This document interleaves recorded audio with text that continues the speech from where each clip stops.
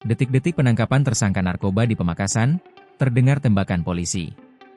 Proses penangkapan 3 tersangka narkoba di Desa Panaguan, Kecamatan Propo, Pamekasan, Jawa Timur diwarnai pengadangan yang dilakukan warga setempat, Senin, 16 Juni 2025, malam.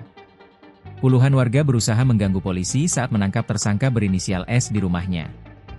Namun, polisi langsung memberikan tembakan berkali-kali untuk memukul mundur warga. Dalam video yang beredar, sedikitnya ada 4 tembakan ke udara dilepaskan.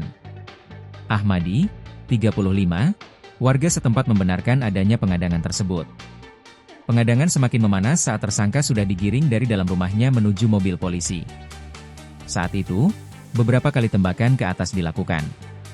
Pengadangan tidak hanya dilakukan laki-laki saja, tapi beberapa perempuan pun berteriak histeris. Dengan cepat polisi langsung membawa inisial S. Sedikitnya ada 8 mobil beriringan, ungkapnya. Informasi yang dihimpun Kompas.com, ada 3 tersangka yang ditangkap polisi.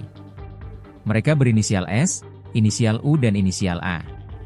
Hashim, 37, warga setempat mengatakan ada 3 orang yang ditangkap.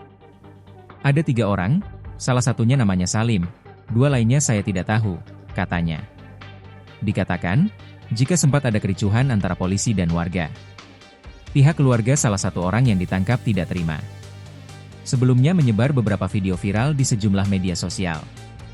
Tim gabungan Polres Pamekasan melakukan penangkapan dengan dramatis. Beberapa kali terdengar dentuman peluru peringatan ditembakkan ke atas. Suara teriakan warga lebah saat tersangka dimasukkan ke mobil polisi. Kasatres Narkoba Polres Pamekasan, AKP Agus Sugianto membenarkan adanya pengadangan. Download Tribun X sekarang, menghadirkan lokal menjadi Indonesia.